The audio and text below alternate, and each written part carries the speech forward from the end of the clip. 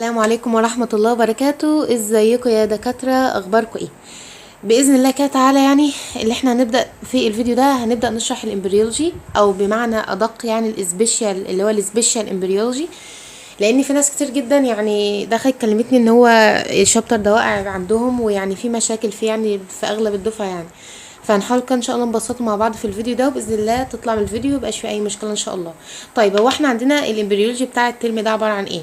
الامبريولوجي بتاع الترم ده عباره عن حاجتين: الديفلوبمنت لليورينري سيستم والديفلوبمنت للفيميل والميل جينيتال سيستم اللي هو الجينيتاليا سيستم عموما.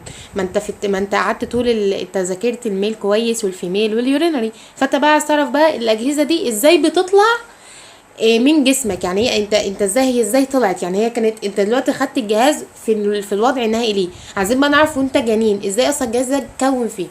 فالموضوع ممتع جدا وشيق، فيعني ايه، كوبايه الشاي كده وقف الفيديو وآية الكرسي وسورة اخلاص والمعوذتين.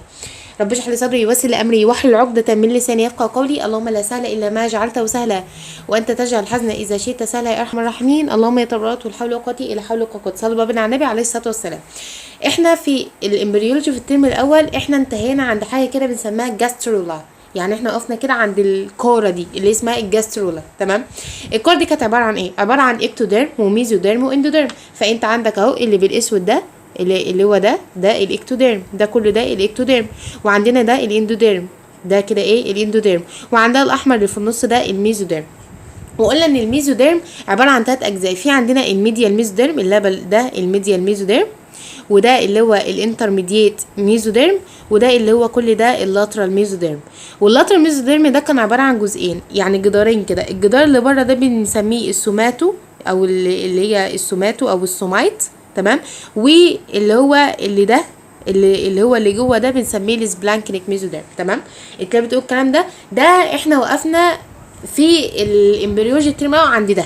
طب انا ليه بقول التكوين ده؟ عشان عايزه اقول لك ان الجهاز اللي هو اليوريجيتال سيستم اذا كان يورينري وميل وفيميل هيطلعوا من الحته دي، هيطلعوا من الانترميديت ميزوديرم.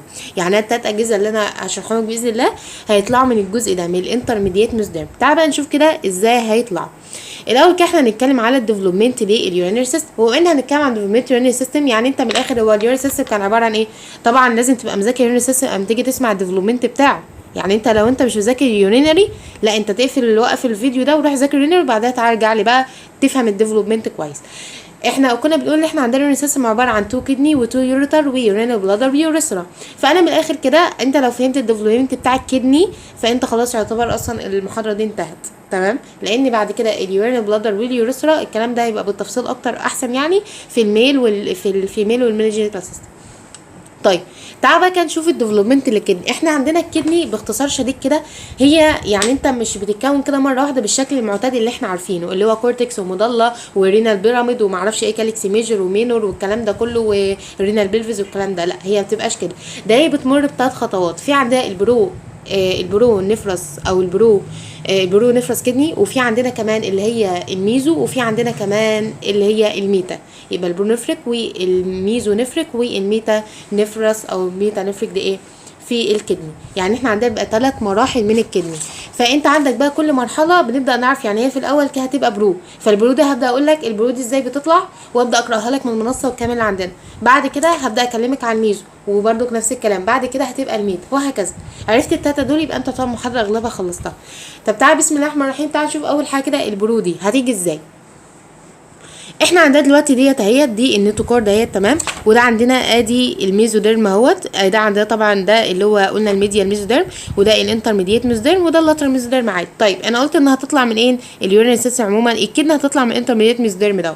فقال لك من الاخر اول حاجه كده انا هحكي قصه صغيره. اول حاجه كده هيطلع زي ايه حته كده هتقوم طالعه قبه كام انترميديت ميزوديرم اللي هي الحته ده اهي، فهنسميها برو نفرك باد. يبقى اول حاجه كده اول حاجه في القصه اللي الانترميديت ميزوديرم دي قامت مطلعه حته كده كتله كده وسميناها ايه البرو نفرك باد.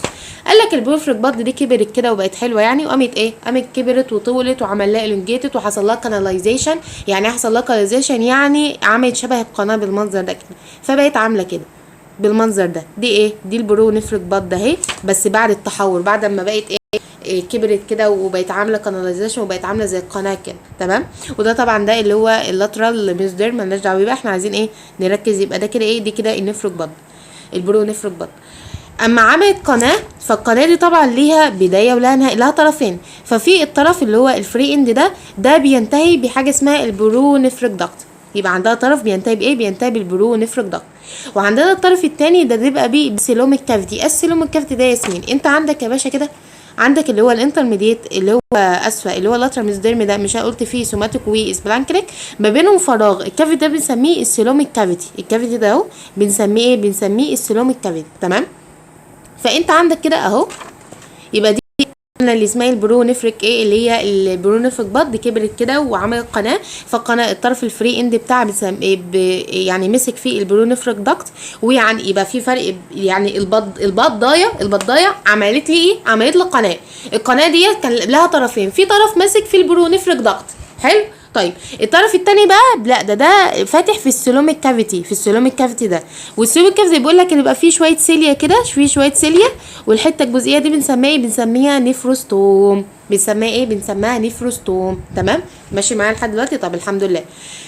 قالك بقى اللي حصل بعد كده ان انت عندك في الاورطه، الدورسال الاورطه قام مطلع كده ايه يعني فرع منه، ووقفه كده اهوت على ايه؟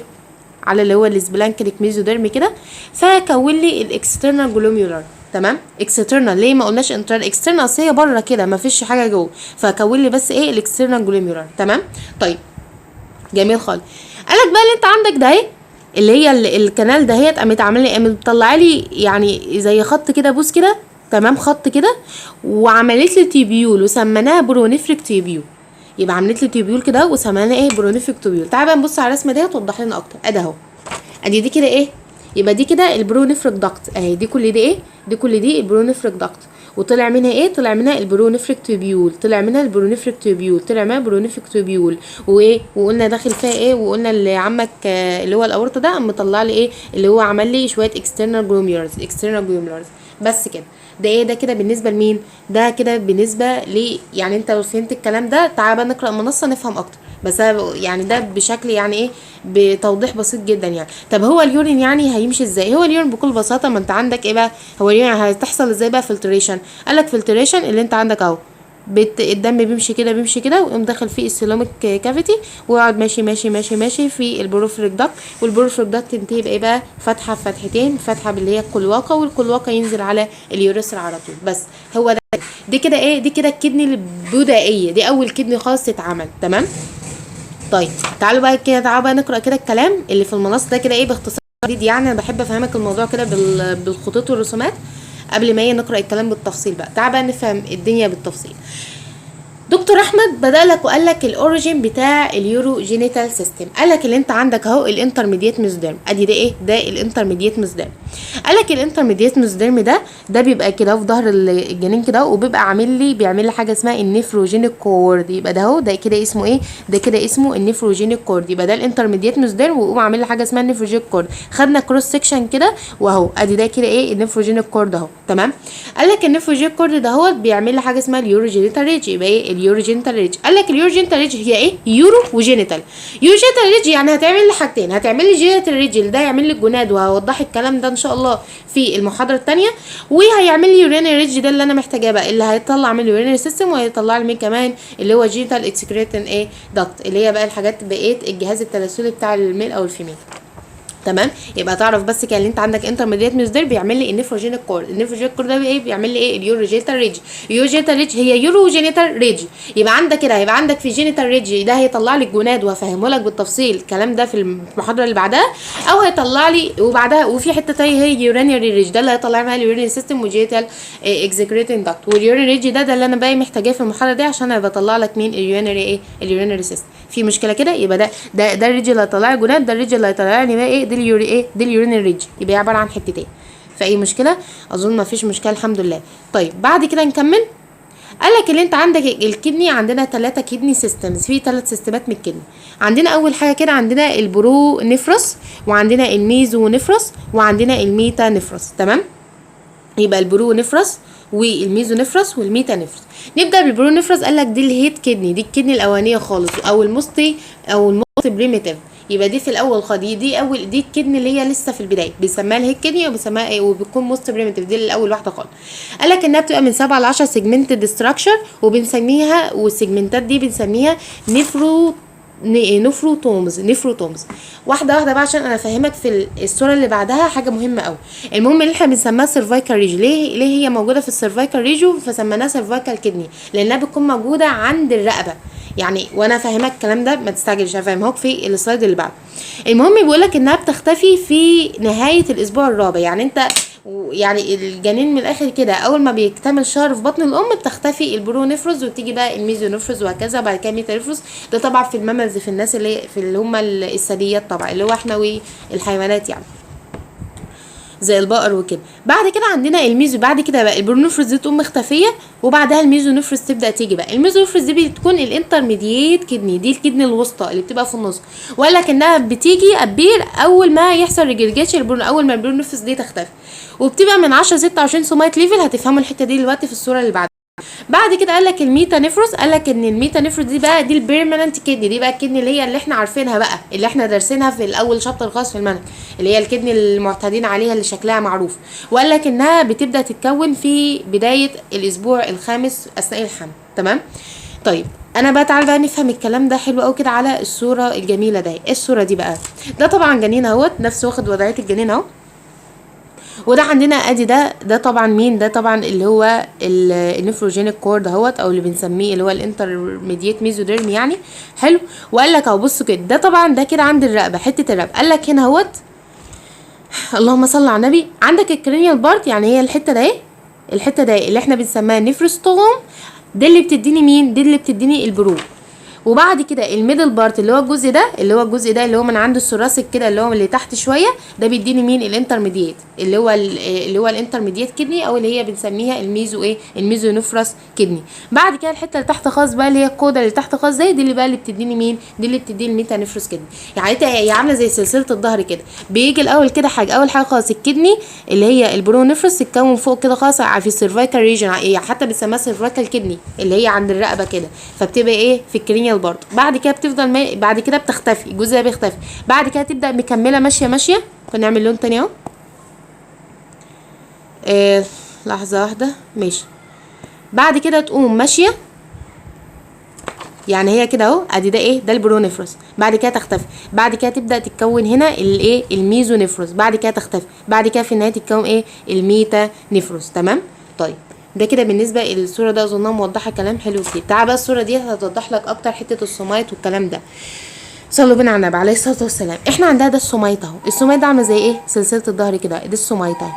تمام. وديت اللي هي الانترميديت ايه؟ ميزوديرم، او بنسميها اللي هي النفروجينيك كورد. تمام. دي ايه؟ النفروجينيك كورد، ودي ايه؟ ده السومايت. احنا بقى بنكون الكدني على حسب ايه؟ يعني على حسب ما يعني وضعها في السومايت. ازاي؟ السومايت ده عامل زي فقرات 1 2 3 4 5 6 7 8 لحد النهايه يعني. فانت عندك بقول لك ان البرونيفروس كدني بتبقى هنا في الحته دي. تعالى حتى نعمل بلون تاني، نعمل بلون الاسود بس. فانت عندك البرونيفروس بتتكون في الحته دي، بتتكون بقى ايه؟ من 7 ل 14 سومات، يعني من السومات السابع للسومات ال 14 في الجزء ده بيتكون البرونيفروس كدني. فهمتوا كده؟ طيب بعد كده بيقوم ايه؟ ده كده الجزء ده كله ده يختفي. بعد كده من بعد بقى ال 14 لحد ال 28 لحد السومات 28 الجزء ده كله بيكون لي مين؟ الميزونيفروس، او اللي هي الميزونيفروس ايه؟ كدني. بعد كده من بعد وايه؟ وبعدها تختفي.